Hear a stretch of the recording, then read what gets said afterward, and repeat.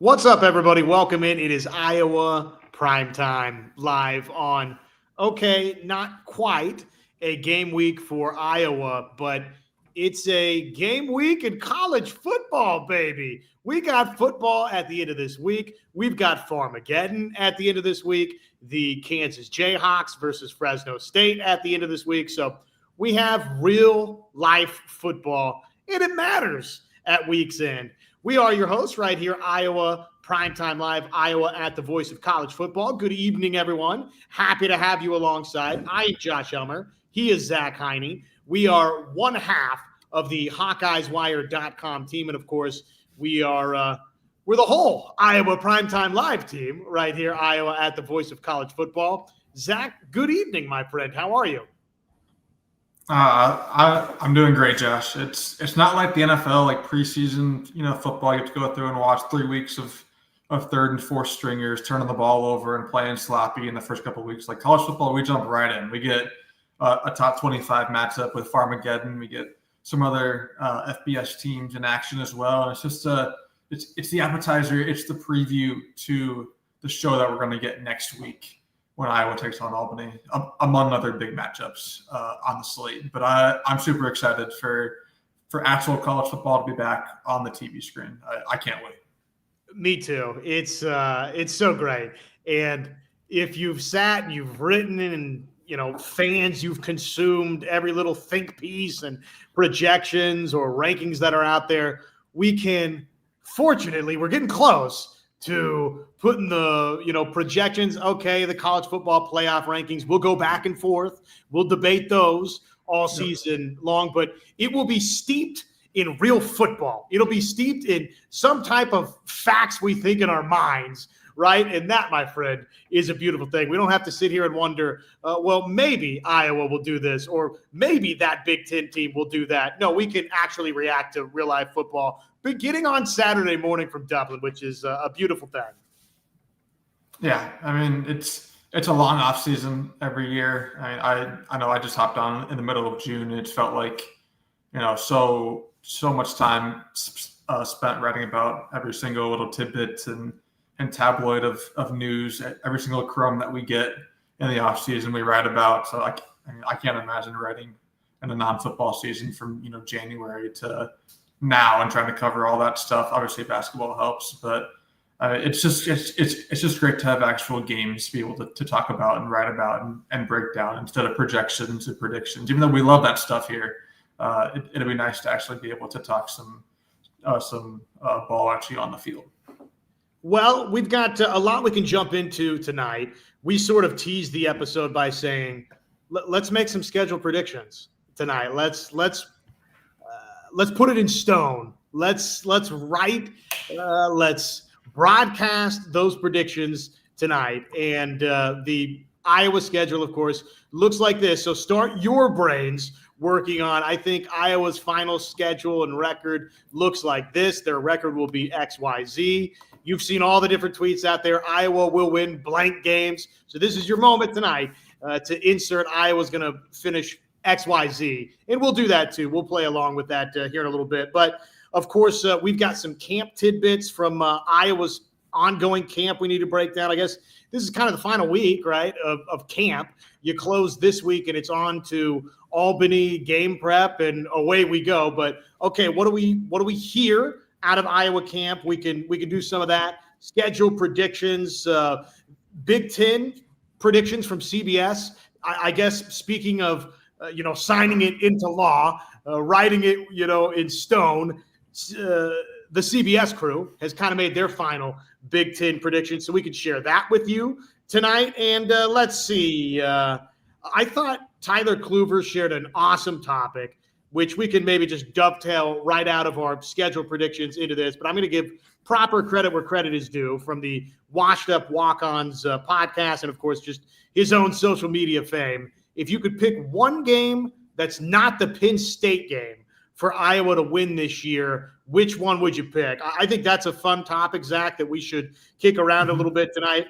And, of course, there's that 24-28 team college football playoff radical idea out there that is making its way across the interwebs that I guess the Big Ten is actively floating as its new potential college football playoff model. So we got a lot to dive into tonight.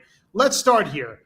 What would you say is the most important item that you were looking for out of the Hawkeyes for camp? If we could rewind a couple of weeks or maybe even a couple of months, and I said, okay, Zach, you can get one thing out of Hawkeye camp, what would it have been?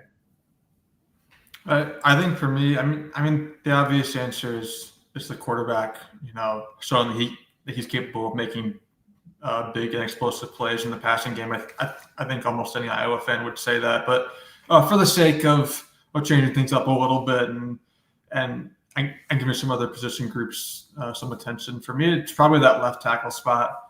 It's been one of the biggest question marks all season long. It still kind of is a question mark. We don't really know who's going to start at left tackle. We have an idea that it might be Trevor Lau, considering he got the start at Kids Day, but then Tim Lester and everyone tried to not put too much credit into that. And so we still don't have an answer to that question, even after camp and Kids Day. And so I was hoping that we would maybe have something set in stone by right now, but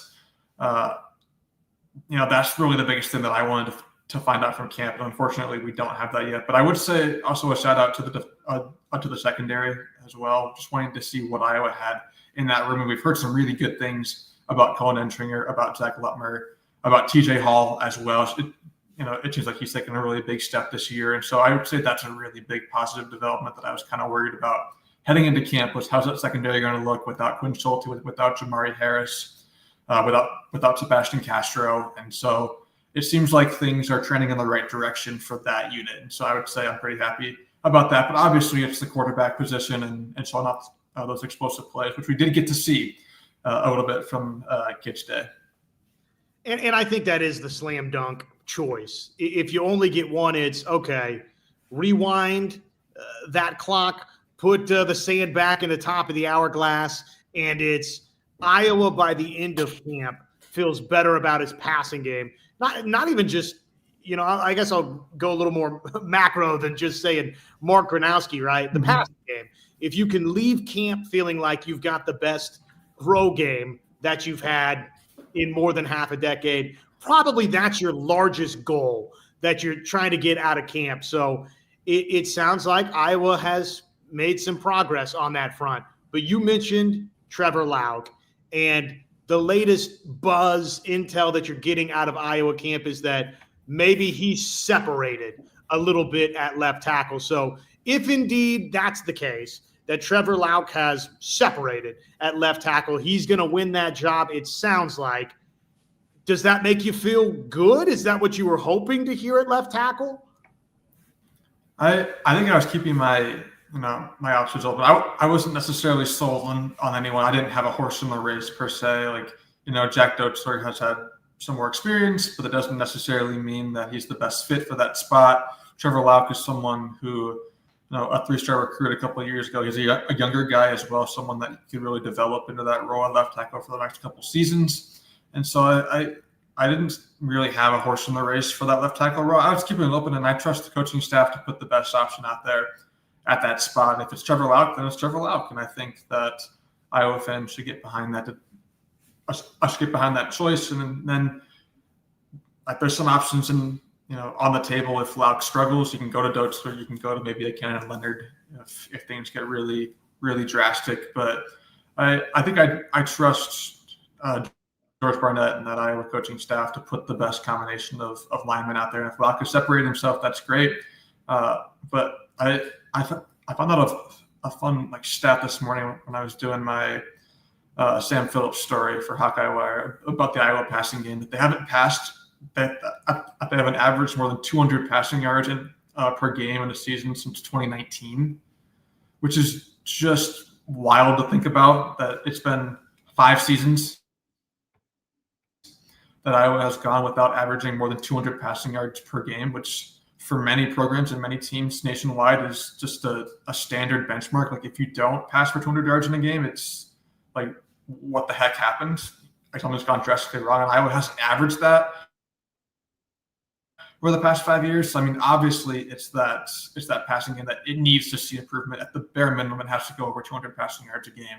And I would say probably closer to 225, 230 at the very least in order for me to be pretty satisfied with that. But a lot of questions for that offense heading into 2025. And we're going to find out early on just how much improvement that they've made.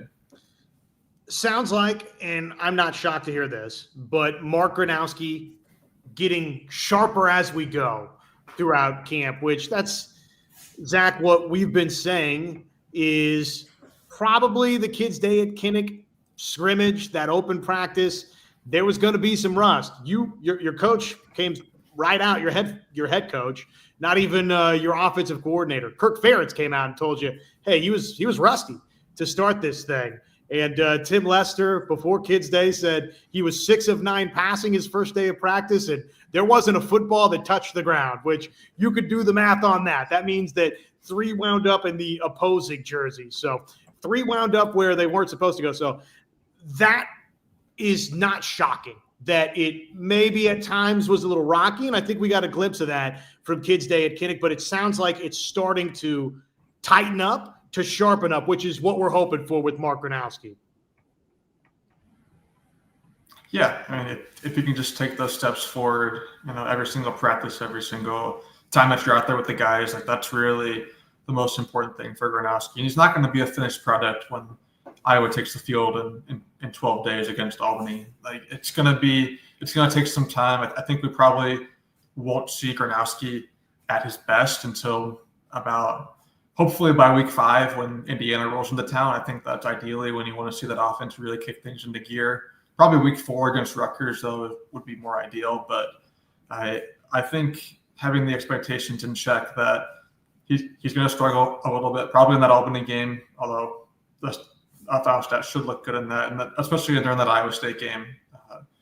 There's probably going to be a mistake or two that you're not the biggest fan of, but you can't rule out a Mark Gronowski turnaround based on a couple early season mistakes. It's just about him getting better every single day. And I think ultimately, as you enter Big Ten play, if your offense is rolling then, I think that's what Iowa fans would hope for.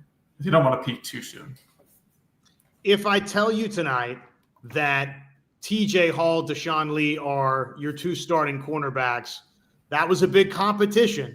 And I know that that's not the head coach coming out and saying those are the 2 starting quarterbacks. So I'm not saying totally the competition's a wrap, but it sounds like it's trending in that direction for Iowa. So if I tell you that TJ Hall and Deshaun Lee are your starting cornerbacks, what's your reaction to that bit of news?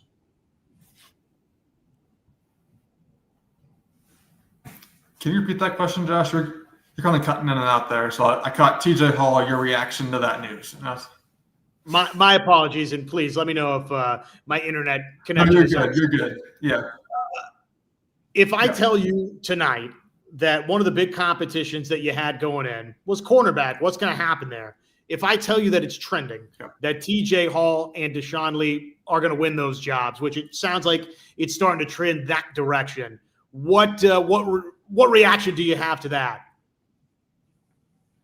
I would say I'm pretty happy about that overall. I mean, we know Iowa brought in Shaheed Barros, who people are excited about as a transfer from, I believe, South Dakota State. I'm pretty sure, or South Dakota. I think is Barros, and so people were pretty excited about him. But Hall and Lee have experience in the program and at that position. Obviously, there's been ups and downs with both of them. We've seen some plays where they've been chasing receivers are running free to the end zone because they got burnt on a route. And so I think there's, if you're concerned about that position or if you don't feel comfortable with that, I think you're very valid to feel that with the lack of a lot of successful, reps for both of those guys in the regular season. But I think the guys, especially Hall, just based on what we've heard from Phil Parker and from a lot of the other defensive guys, it seems like he's been the one that's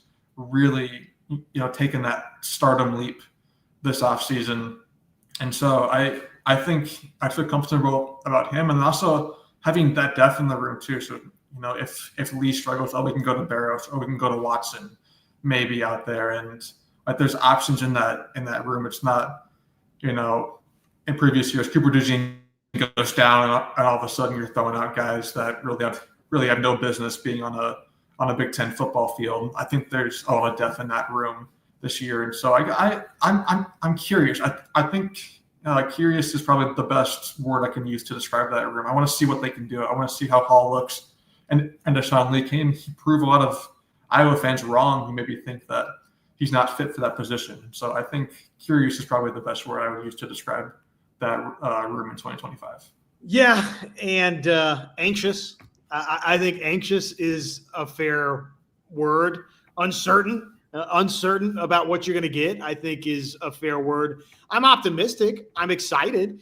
What I've heard about, in particular, TJ Hall over the course of this spring into the summer and now into the fall. But the bottom line is each of those two guys, we've seen Zach some good, and we've seen those guys get toasted up a little bit. So when that's the case, I think it's fair to have some legitimate questions there. I thought maybe Jalen Watson could make a legitimate run at earning one of those starting gigs. Obviously, Shaheed Barrows, who you brought in from South Dakota, and we kind of heard initially that he at South Dakota, a similar system to what Iowa and Phil Parker are running, and that could maybe give him that early, quick green light to some playing time, but it hasn't maybe necessarily totally played out that way. So I guess you're going to start the way that you kind of finished the spring, or you started this spring, right? Which is, it sounds like TJ Hall and Deshaun Lee at corner. And we'll see.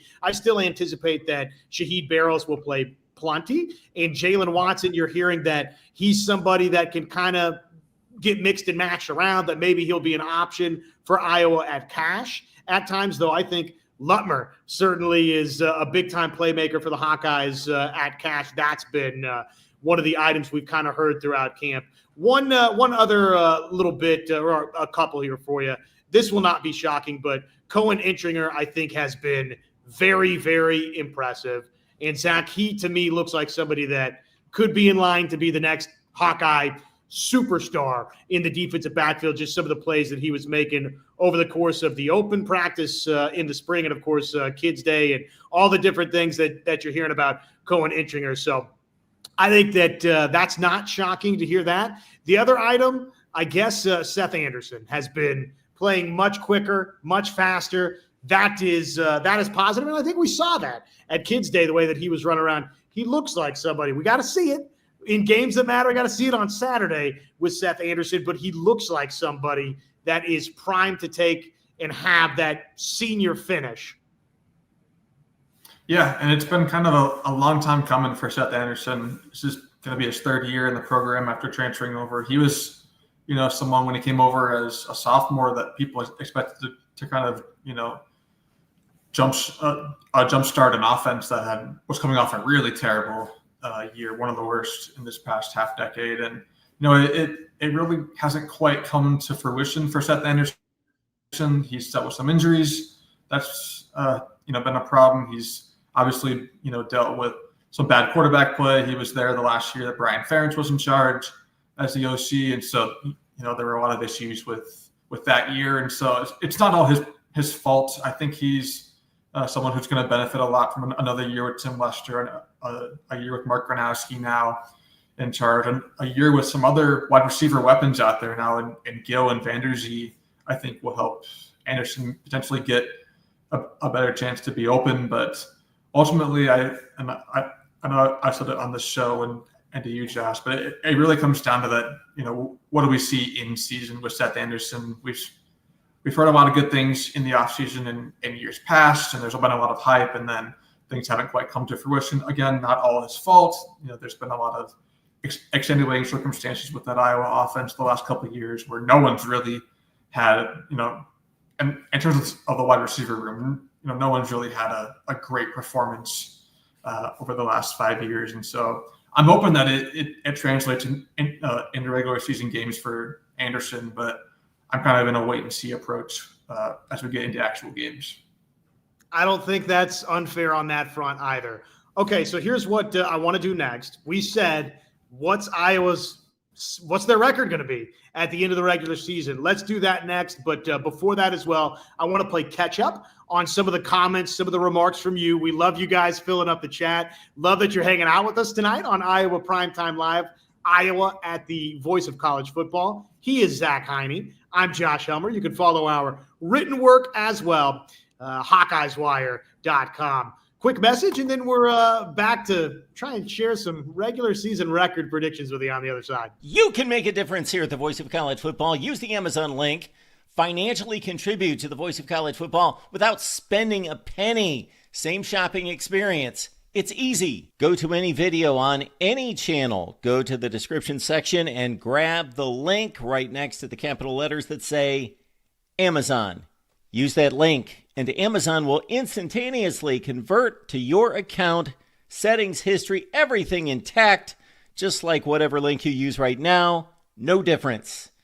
Pay no attention to the product that you see right there. Just go search what you want. Don't forget the Amazon link. Thank you for your support. Sincerely, the Voice of College Football. And thank you, Mr. Rogers, the fearless leader of the Voice of College Football. Mark Rogers, we appreciate you. Okay, let's play catch up here real quick, and then we'll start diving into schedule predictions. Kenton in the house, as always, our good buddy Kenton. Go Hawks, baby. 12 days until kickoff at Kinnick. Ding, ding, ding. You are right on the money. 12 days away. What do you think about that, Mr. Heine? Oh, I mean, it's so exciting. I'm not going to be able to be at Kinnick too much this season, obviously, with me running the post-game shows here at Iowa at the Voice of College Football.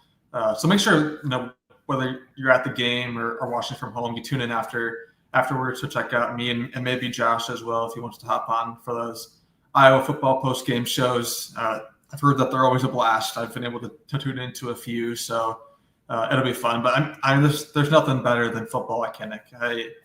It's so fun every year. I'm hoping to get over to one game at least. I try to go to at least one a year because it's just one. It is one of the best environments in college football, I think, at Kinnick. I know it's not a shoe or a big house or any of those bigger SEC stadiums. It's not the Swamp, but like there's something special about Kinnick and just the environment there that it's amazing. So I can't wait for football to be back there. Our man, Mr.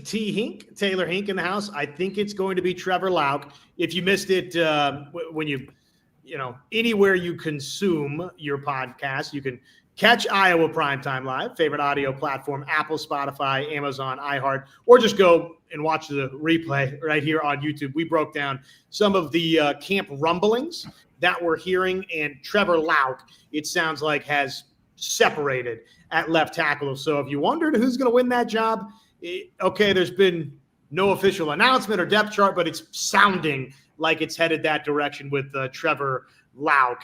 And I'm with you, T. Hink. I was thinking Bryce George was going to come in, and whether it was, left tackle or on the interior left or right side, though Bo Stevens going to be a tough guy to beat out in that regard. I thought he was going to step in and help the Hawkeyes, and maybe he does, Zach, in some capacity, but at least where we're at today, it doesn't seem like in a starting capacity for Bryce George helping the Hawkeyes out. Yeah, and it's tough competition with this Iowa line. He comes in with three, returning all-conference players on the line, and a guy at right guard and Cade Pieper that this coaching staff really, really loves, and I think for good reason. It wouldn't surprise me at all if Iowa ends up with four linemen on the first, second, or third all-conference teams by the end of the season. I really like Cade Pieper a lot at right guard. So it really came down to that left tackle spot, and there's just so much competition at that role. And it's tough for him that Iowa just had a really experienced offensive line coming back this year. And unfortunately, it's as of right now, there's not really a spot open for him. But, hey, that could change. The left tackle spot is anything but certain.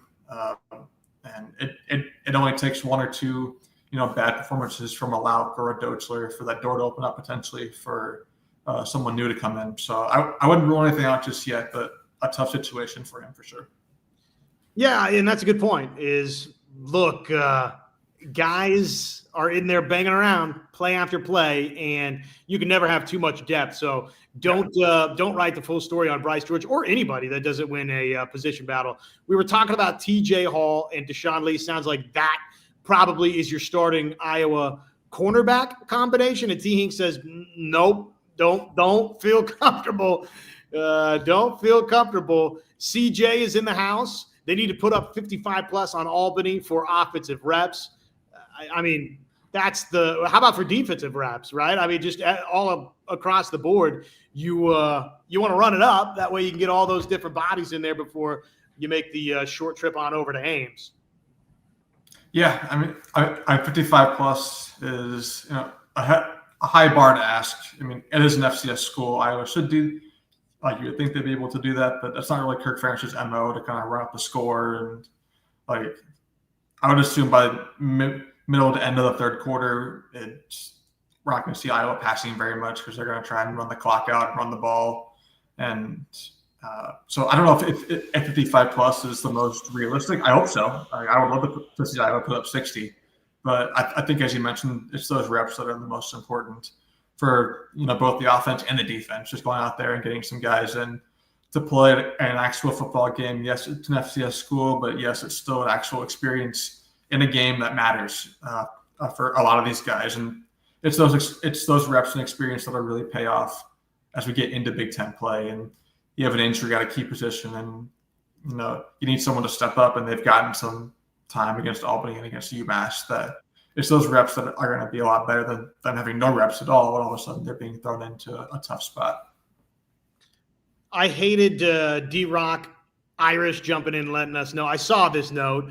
Michigan 5-star true freshman offensive tackle. A bunch of folks were fighting for his commitment and obviously his eventual signature. Andrew Babaloa feared to have suffered a season-ending knee injury. So the Michigan 5-star true frosh sounds like his season's done before it ever got started. So that was disappointing on the national front. How about this before we start making predictions here?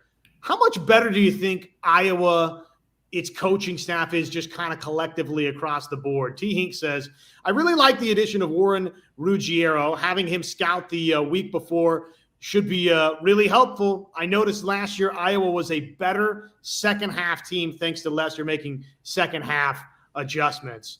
Do you think, I don't think there's any doubt that offensively, look, not to say anything you don't already know about Brian Ferentz and what was going on beforehand, but Iowa is clearly in a much, much better situation at offensive coordinator. I think, you've obviously improved there, but what about bringing Warren in? How much of a helper is he?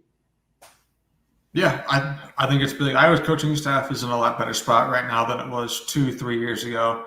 No doubt about that, especially on the offensive side of the ball. As you mentioned, making adjustments. That's something that it seems like it's like a simple concept. And for most programs and football teams, it is. Halftime adjustments are big, but Iowa never really seemed to figure that part out under Brian Ferentz, unfortunately. And there was a lot of the same from the first to the second half, and it was a lot of really bad offensive football. And so I think just getting new minds in there, people with new perspectives, and I think that's really important for an Iowa football program that has promoted from within with a lot of success in the past, but also recently that was becoming a big issue, bringing Brian Ferentz up from his role. He was an offensive line coordinator, and then he's the offensive coordinator. And so I think going outside of the program to get a guy like Lester and some of these other guys that they're bringing in is really important, just to get new perspectives and new ideas in there, because we know Kirk Ferentz, we know how he likes to run his team and his ship. And so I think bringing guys in that I don't want to say are challenging Kirk Ferentz, but are maybe forcing him to think a little bit differently about, especially the offensive side of the game, is a really important thing that Iowa is now actually doing the last couple of years, which is awesome to see, because it seemed like they're going to kind of be stuck in perpetuity in terms of that, in terms of the offensive coaching, staff for a long time. Give me the slow match. which Warren Ruggiero made famous at Wake Forest. A couple of Let's Go Hawks from Scott, who's in the house. Scott, what's up, buddy? Hope you are doing well. Logan as well. Let's Go Hawks. Okay, we're halfway home tonight, and the topic du jour is how the heck's this season going to turn out? Let's look. Here is courtesy of On3. There's what the schedule looks like for the Hawkeyes. I'll take that off there so we can all see it. Albany at Iowa State, Massachusetts at Rutgers, hosting Indiana, off to Wisconsin, Penn State, Minnesota, Oregon at home, at USC versus Michigan State, and at Nebraska. I will volley over to you. I will listen intently, and then I shall share my prediction as well. What's Iowa's record going to be in 2025? Yeah, it's I've gone back and forth on a lot of these games, and I think my optimistic side ended up winning out when I picked Iowa's record, because I had Iowa in my official prediction that we put in our Google Sheet. I had Iowa at 10-2, which is probably the ceiling for the team. So I have Iowa hitting their ceiling this year, and I know people are going to not agree with that. There's a lot of 7 and 8 win projections for Iowa, which is very fair.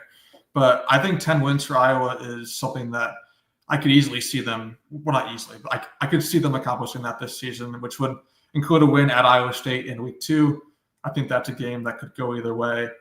I have them beating Indiana at home. I think Indiana is still really good, but maybe a tad bit overrated entering 2025. And, if this game was at Indiana in Bloomington, might be a different story, but Iowa gets them at home. I think that's a win. That Wisconsin game is the one that gave me a lot of trouble. I kind of flipped back and forth. I thought I was going to have them at 9-3 and losing to Wisconsin, but I ended up having them pull out a win. They just don't. Madison has not been kind to Iowa over the last decade and a half or so. They haven't won there super often. And so I always worry about going on the road to play Wisconsin, but I end up picking a win there. I have them losing to Penn State. I just think Penn State is really good this year. It's at Kinnick. I think Iowa will keep it close for most of the game, but there's just so much talent on that Penn State team that I think they'll end up pulling out that win on the road. Iowa beating Minnesota and Oregon at home. I think Oregon is one of those teams that is maybe a little bit I don't want to say overrated, but Oregon's losing a lot. They're losing a lot of talent from that team last year that won the Big Ten, but then kind of flamed out against Ohio State in the playoff. They lost their quarterback. They lost a receiver, a running back, offensive lineman. This team lost a lot of talent from last year, and then it's so tough for a West Coast team to go on the road to a team here in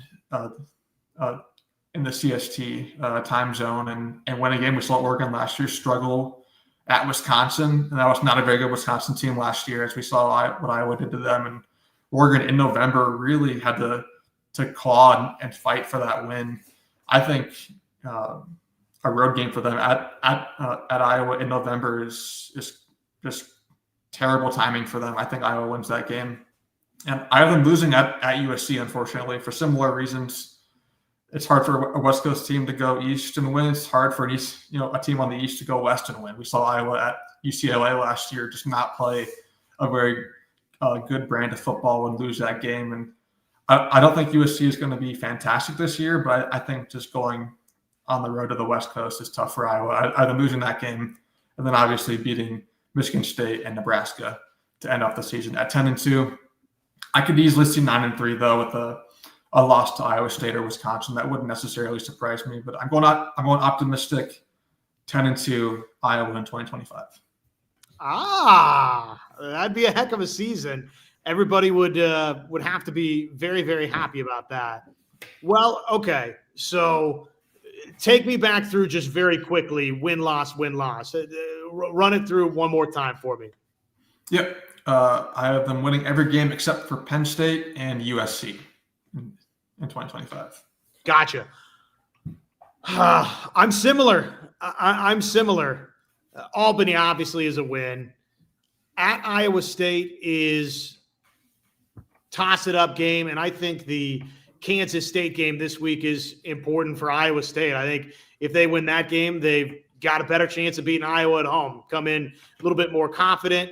Kansas State, if they have problems there and Avery Johnson, can kind of do what he wants, then I think maybe that helps Iowa out a little bit. The history of the series, Iowa plays well lately in Ames. So the fact that it's on the road, you're always respectful of that, but I like Iowa to go win that game. Upgraded quarterback, a running game that you feel good about, offensive line that has a lot of experience, especially on the interior and at that right tackle. Probably you're going to see Iowa lean on the run game, lean on Kamari Moulton, and run the football to the right a lot versus Iowa State. And however they can to try to run away from Mr. Orange of Iowa State. So, but I think Iowa finds a way to go capture that one on the road. I think they're unbeaten going into the Penn State game. And I guess I'm just drinking the National Nittany Lions Kool-Aid. I have my trepidations with Drew Aller, but I'm going to sign up for what you and I think others are signing up for, which is Penn State's just so good across the board. They're going to be a national title contender. They're going to be a Big Ten title contender. I don't know that for me, Zach, they're a legitimate national championship contender because of, again, some of the concerns I have with Drew Aller. But undefeated Iowa, who has won a key game versus Indiana, has gone to Wisconsin, has obviously before that gone to Iowa State and won. They come home. It's a massive game versus Penn State, but not to the same degree of the top 25 woes, but something along those lines kind of continues where Penn State wins that game by multiple scores. Turnaround, bounce back versus Minnesota. I like Iowa to beat Oregon at home. I think that's the signature win where a lot of the exhales happen for the Hawkeye fan base of, okay, we finally beat a signature opponent at home. We weren't embarrassed with a national spotlight upon us, though. There's a chance you have some of that for Iowa State for Farmageddon, but I think you're going to definitely have that for both Penn State and Oregon. I think that's the moment where the Hawkeyes break through. And I, like you, just have a tricky feeling about the trip going west to USC. I think it has trap game written all over it, coming off the victory versus Oregon. So I've got Iowa losing at USC, and I think the Hawkeyes are going to win the final too. So we've got the exact same win-loss. It's not exciting when you have a show that signs up and predicts the schedule the exact same way, but I think Iowa's a 10-win team. I don't think they beat Penn State. I gotta somewhere have Iowa stumbling when you don't totally expect it, and I think that date, for some obvious reasons, could be the West Coast trip to USC. Yeah, I mean, look at us on the same page with that. Yeah, not great. You're not the best, most engaging show when we pick the same record, but I think it's very fair to be this high on Iowa. I think the Iowa State game is really interesting. I think regardless of what happens in Ireland this Saturday, all the pressure's on Iowa State in that Cyhawk game. Like, they haven't beaten Iowa at home in a long time, and Iowa State is perceived to be at least slightly better than Iowa, I would say, by most of the national media. Iowa State's at home. They're, a team that's looking to capitalize on their first double-digit win season last year and forever. I think Iowa State is going to be playing with so much pressure on them. I think Iowa can kind of go in with, feeling a little loose and playing as an underdog. I think that's where Iowa plays the best, is without the expectations and where they can go in and try and prove people wrong. And I think Iowa State might crumble under the weight of the pressure and the expectations at home. I think one or two mistakes early in that game, a Rocco Beck interception or a fumble, and you might have Iowa State thinking, oh, here we go again at home against Iowa. So I think just having the pressure of being the favorite and being at home and trying to break that home losing streak to Iowa could end up crumbling Iowa State in that game. And so that's why I think Iowa is going to win there. And then, the Michigan State game is as T Hink there, bringing up old friend Kyler Casper. How about that recruitment, huh? A recruitment that got away, and let's see, I'm looking in a grand total of 4 catches for 26 yards so far in the career. Yeah, it hasn't quite worked out, but he'll. I'm sure he'll relish coming back to Kinnick and Iowa City, and we'll see how he plays there. But and wish him well. Yeah. No harm, hard wishes towards Kyler Casper. I think I'm curious what people's thoughts are on some of those Big Ten games that we kind of glossed over. And Rutgers on the road, Michigan State at home, and then at Nebraska. Because Rutgers is a team that is improving under Greg Schiano, and they're bringing back their quarterback in Ethan Kaliak-Manis, and it is Iowa's first conference road game on a Friday night, so it's a short week for Iowa. I do wonder how they handle that. I think they'll win. I'm not too concerned about it, but I'm curious what other people think about the Rutgers game. And then Michigan State at home. This is a team that really they really took care of business against Iowa in East Lansing last year. That was not a great game for the Iowa defense. And so I think Iowa's out for revenge in that game, and they'll get a win. Michigan State has proven that they can beat Iowa just last season. And so I wouldn't necessarily be, just automatically penciling that in as a W, and that'll maybe think a little bit. And then at Nebraska is always tough. Nebraska talks a big game every year. They get preseason hype and expectations, and then ultimately flame out, which is what I think will happen again. But you never know. It's in Lincoln, and that's a tough place to play. And we'll see how Dylan Raiola plays here in his sophomore season. But I'm curious we all know about Indiana and Penn State and Oregon and potential trap game with USC, but I'm curious what the thought is on some of those other Big Ten games, because those are the ones where in years past we've seen Iowa trip up at these games that you might have thought were pretty easy W's on the schedule and then end up not being so. Yeah, and basically you're saying handle your trip to Piscataway, win at Rutgers. It's crazy to say, but at Wisconsin is kind of one of those games, right? The trophy game versus Minnesota is kind of one of those games, which that's a little frightening that you would put, a couple of trophy games in the these feel like guaranteed W games for Iowa, which rivalry games we all are aware. Typically anything's, nothing's guaranteed in rivalry games. So those two being in that type of category probably need to be on our toes in those respective weeks at Wisconsin and versus Minnesota at home.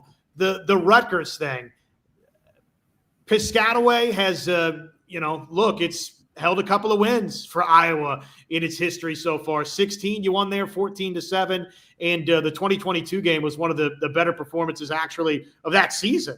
When it was all said and done, won that game 27-10. And that was sort of the Cooper DeJean coming out party. Had the, over the shoulder facing the other end zone interception and spun around and raced it in for 6. So that was one of the first moments we got to look at Cooper DeJean's going to be this big time playmaker. It has not, the Rutgers series been good to Iowa. You lead that thing 4-0. And outside of that first game in 16, you've won every single one of those games by multiple scores. So maybe I'm a little bit, Zach, guilty of taking them lightly, which probably you shouldn't do because I agree with you. Schiano's a heck of a coach. Yeah, I mean, he's done great work back in his – it's his second stint with Rutgers, too. He won a lot there and then went to Ohio State to be a defensive coordinator and then came back to Rutgers and has really turned around a program that for a long time was a laughingstock in the Big Ten. Like that was, you saw Rutgers on your schedule and you it was a fist bump and like you were so excited because you knew you were getting an easy win. At the very least, Rutgers is going to make you earn it. I think they win, but I don't think it's something that should just be glossed over this year because I like their quarterback in Kaliak-Manis and I like their coach as well. And when you have a good quarterback and a good coach, I think you can compete with a lot of teams. So the predictions we made, is Iowa going to the playoff? We both 10-2. losing to Penn State and at USC. They're not going to get dinged a lot for that. And if the offense shows legitimate improvement under that scenario, I think there's a good chance they might be one of the final teams in. Yeah, I think they're going to miss out just barely on that Big Ten title game in this case. I think Ohio State and Penn State is probably your most likely matchup here, with Penn State obviously beating Iowa. And I think Oregon with that loss to Iowa drops out of that Big Ten title picture. But who knows if Ohio State with their new redshirt freshman quarterback Julian Sayin announced today that he's going to be the starter there for Ohio State, if they trip up against Texas in week 1 and lose another 1 or 2 Big Ten games, like there's potential that Iowa could jump over them in that race. But it'd be for an at-large bid, which is tough. Like you do have to be perceived as one of the better non-conference title game teams in the entire country, and there's a lot of competition, especially in the SEC. With I think most people probably assume Texas and a Georgia or an Alabama is probably going to be your SEC title game, but then you have teams like Florida and teams, the other one of Alabama or Georgia that I like are LSU going to be right there in that playoff mix. Maybe even LSU as well. That's the one I didn't get to mention. LSU, and then in the ACC, Clemson is going to be really good this year. And Notre Dame's always an option for that playoff. There's going to be a group of 5 team in there somewhere as well. And so I think it's a tough look. I think Iowa would have to make the Big Ten title game in order for that to be in order for that to probably be reality. But I think they'll be in consideration at 10-2. I think Iowa fans would take that 110%. Iowa, in talks for the college football playoff after 2025. Heck yeah. And if it coincides with Gronowski plays some exciting football and the offense is vastly improved and Reese Vander-Zee looks like somebody that's going to be a star coming back, and you got Jacob Gill enhancing his production and Seth Anderson is a legitimate wide receiver number 3, then absolutely. Where do I sign for that? Mark Gronowski in New York for the Heisman ceremony this year? Will Gronowski be there? Yeah. No, Iowa goes 10-2. I'm not forecasting that he's one of the Heisman finalists just yet. I would love that. I hope he is. If he is, though, here's the deal. If they're 10-2 and he's a Heisman finalist, they're going to the college football playoff. If he's no doubt, that level, then they will have shifted the perception enough to where it's going to be exciting to have Iowa in the college football playoff. It's look at this new Tim Lester-led Iowa offense in Gronowski, the quarterback, and these receivers, and the run game's been explosive. So if it plays out like that, then guess what? Pack your bags for a college football playoff road game, which would be pretty fun. Okay, let's see here. Before we get out of here, I just wanted to share with you as well the Big Ten. Some more predictions via CBS. The expert picks, Zach. These are the experts of the world from CBS Sports. They shared their most overrated and underrated teams. They also predicted their order of finish and some bold predictions and what have you. So the most overrated teams, Michigan got a vote, USC got a vote, Oregon, Nebraska, Indiana got a couple of votes, Illinois was one of the most overrated, according to some of the CBS experts. Most underrated. Iowa got 3 votes as the most underrated Big Ten team. Here's what they wrote on CBS. The Hawkeyes have become almost a meme for their offensive ineptitude in recent years, but the unit took a meaningful step forward under coordinator Tim Lester. Now South Dakota State transfer quarterback Mark Gronowski gives Iowa its most talented signal caller since at least C.J. Beathard. If the unit could be a league average offense, the upside is there for Iowa to once again push toward 10 wins and Big Ten title game contention. So how about that? Iowa as one of the, as the most popular, underrated team, according to the CBS experts. Yeah. Well, first off, CBS, put some respect on Nate Stanley's name. He was someone that I think Iowa fans have really grown to appreciate the last couple of years with what he did there. So first of all, CBS needs to put some respect on Nate Stanley's name for what he did at Iowa. But I think it's very fair for Iowa to be in that most underrated conversation, because I think that they are. They're not a preseason top 25 team. They're not someone that is in that top 4 to 5 in the Big Ten and most people's Big Ten predictions. And so I think that they're, as we've both talked about, their ceiling is pretty high. I think about 10 wins, and there's a good chance that they don't meet that ceiling, but there's also a chance that they do meet that ceiling. And I think it all, as CBS mentions, it all really comes down to that offense and Mark Gronowski. And we can boil it down, and we can debate everything, and on the team and twice on Sundays and everything. But I mean, if Mark Gronowski is the best quarterback that Iowa's had since Nate Stanley or CJ Beathard, and takes that step, Iowa is there's a higher chance that they're going to meet that ceiling and they're going to meet their goals. And if he's not, then it's probably going to be more of the same. And so I think we can talk about everything with Iowa this year, the DBs and the linebackers and the special teams and the running backs, and all of that matters. But it comes down to Mark Gronowski. If he's who we think he can be, if he meets that ceiling, I think it's going to be a really fun season for the Hawkeyes this year. If he doesn't, if he gets injured, if he's not exactly who we're hoping he can be, Iowa's not going to meet those goals. And it's a very black and white way to look at things. But I think for Iowa in 2025, it's, at the end of the day, it's really the only thing to look at. It's really the only way to look at things. It comes down to that quarterback room, and can you get, good enough production to do what you want to do this season. So the usual suspects, by the way, toward the top of CBS's Big Ten order of predicted finish.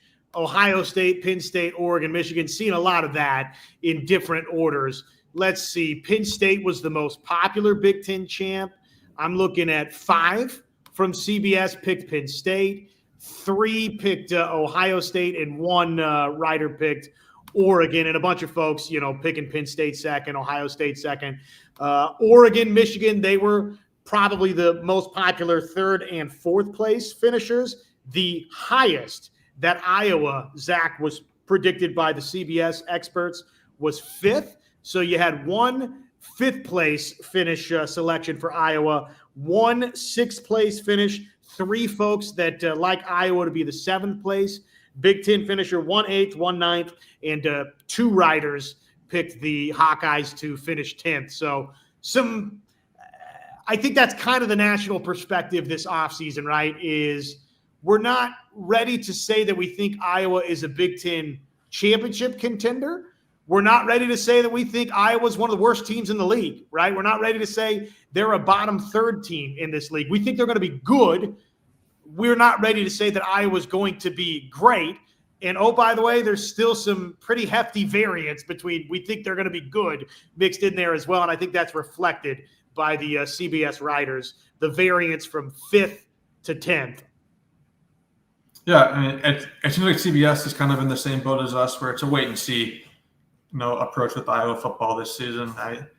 We talked about the highs and the potential lows for Iowa this year. And I think there's a lot of question marks, and there's a lot of reason to be skeptical about Iowa. There's also some reasons to be optimistic as well. And I think, when you look at a team like Penn State, you feel pretty good about what you're going to get. You bring back an experienced quarterback who's done it at the highest level. You bring back the talented running back room and offensive line and defensive line and secondary. And so with Penn State, there's less questions. With a team like Iowa, there's a lot of questions, at least nationally, who aren't as locked in and dialed in as we are on this program. With the quarterback room and the unknown receivers and the unknown players in the secondary and the linebacking room especially. I can definitely see why people are not so optimistic on Iowa in 2025. But I think, us on this program know that there's a lot of talent on this Iowa team that people aren't super familiar with yet. They're not household names, but I think by the end of 2025, people are going to be like, oh, how do we not, how do we miss out on the Cohen Entringer hype? Or how do we miss out on the Jane Harrell hype or the Seth Anderson or Reese Vanderzee hype? I think Iowa's a program that is really going to surprise people this year.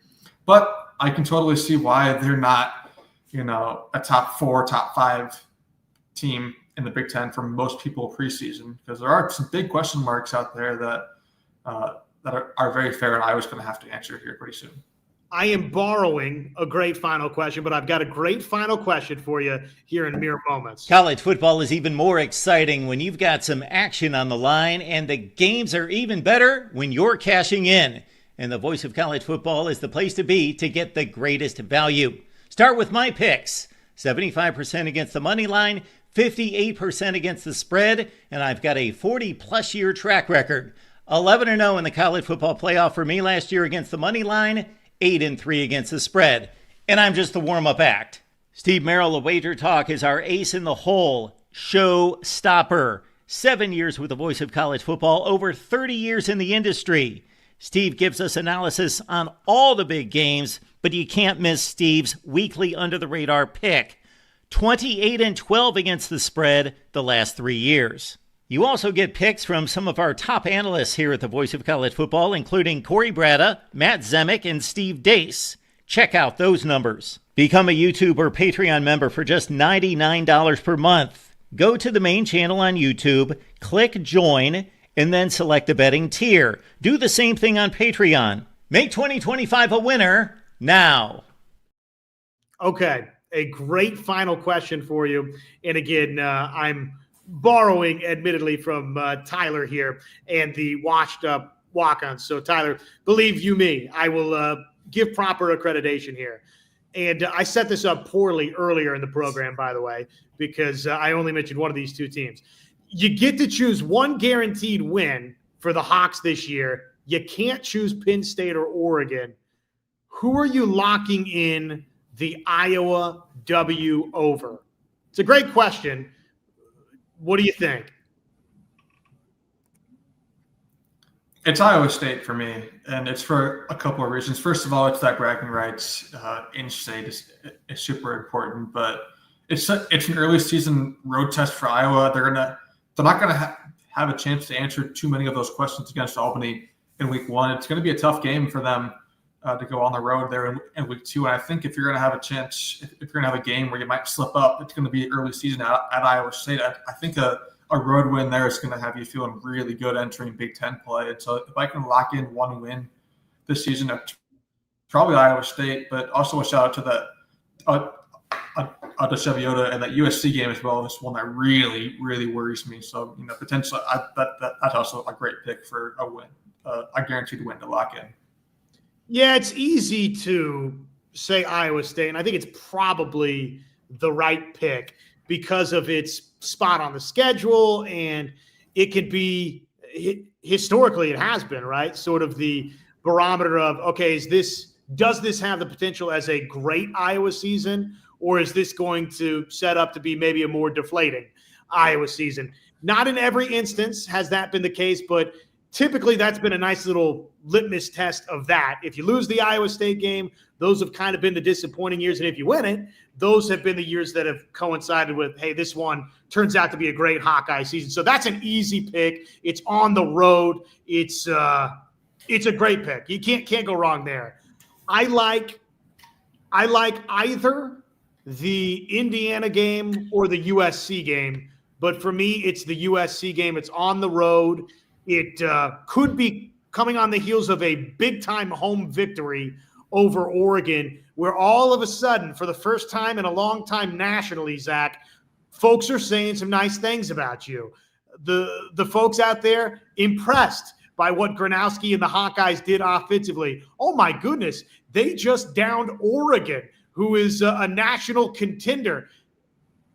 You want to keep that momentum going. And the USC trip, which will be tricky the following week on the road, it's right after it. I think USC is an obvious, easy pick for they could be better than we're expecting USC to be, just because this is the first year in a while that they go in and there's just, look, folks are starting to get a little fed up with Lincoln Riley. And so that kind of sets itself up to where maybe he offensively delivers more than some nationally expect. So that could be a more difficult game on the schedule than we think it is right now today. I don't think Indiana is going to be as good as a lot of people think that Indiana is going to be. So that's at home. I expect Iowa to win that game. And so for those reasons, to me, if you could tell me that you kind of springboard that close to the season with a nice road win in the final 3 at USC before you close up shop versus Michigan State, and of course the Heroes game versus Nebraska. Give me that one, baby. Yeah, I think that's super fair. I mean, it's that USC game that really concerns me. So I think it's one of those 2 road games, Iowa State or USC. They both wear red and yellow. They're both on the road for Iowa this year, and they're both kind of swing games for what this Iowa season could be. So I see a lot of similarities there. I think it's very fair to pick either of those games. What about the finale? What about at Nebraska? Can I talk you into give me Nebraska? I mean, I already feel pretty good about that Nebraska game as it is. So I'm going to save my guaranteed W for a game I'm a bit more concerned about. I mean, like all due respect, like Nebraska's got a quarterback that a lot of people are really high on, and I think he could be pretty good. But like, there's some kind of voodoo magic when Iowa plays Nebraska. It feels like it doesn't matter how talented Nebraska is compared to Iowa. It doesn't matter what the environment is or how both teams look entering the game. Like Iowa just seems to find a way to beat Nebraska. I mean, last year they had no passing game. Iowa was scared to throw the ball because they didn't trust their situation, and they still won a game like against Nebraska and their 5-star quarterback. Like I think that's probably, if Nebraska was going to beat Iowa in a year, last year should have been that year, and they still couldn't get it done. And so I think that that's a game I'm not as worried about, and that's a game that I think hopefully Iowa can take care of business to end the season off right. Okay, and now how about this in closing here? Out of pure hate, which game do you want to guarantee that's not named Penn State and Oregon? Which one is it for you? It's Wisconsin or Minnesota, I think. What are those two? Because Minnesota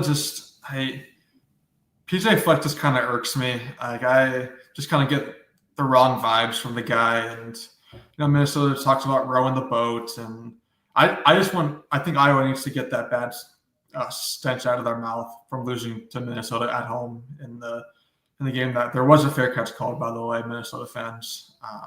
Don't forget that. But also going on the road, I love beating Wisconsin as well. That's a team that gave Iowa so many butt whoopings in the 2010s that it's good to see Iowa have a lot of success against them recently. And so beating Wisconsin is always nice to put them in their place. Zach, I won't talk to you until game week, at least on this forum. So yeah. Enjoy the rest of your week, my friend. You can still check out all of his written work at HawkeyesWire.com.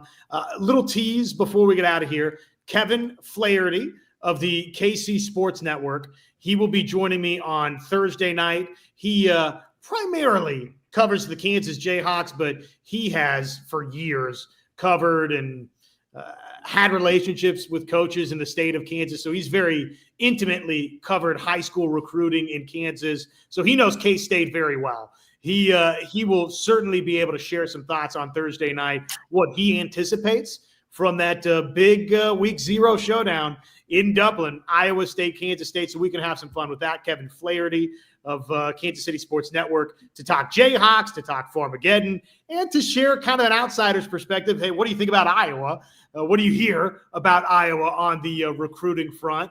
Be curious. Be kind of fun to hear Kevin Flaherty's perspective. So until then, Thursday night, it'll be our call-in show as well. So the back half of Thursday night, we'll open it up and let you guys jump in and share your thoughts on, here we go, baby. Basically game week, 12 days to kickoff for Iowa versus Albany. Going to be so much fun. Zach, my friend, have a wonderful week.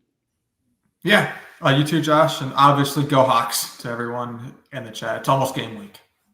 Away we go, baby. Hey, thank you guys for hanging out with us. Before we get out of here, remember, you can catch Iowa Primetime Live anywhere you get your podcast, Apple, Spotify, Amazon, iHeart. And if you're so generous, buy a super thanks, which directly supports us, Iowa Primetime Live, and, of course, Iowa at the Voice of College Football and just the voice of college football. But until next time, Thursday night, 6 o'clock, right back here. Everybody, so long, and go Hawks.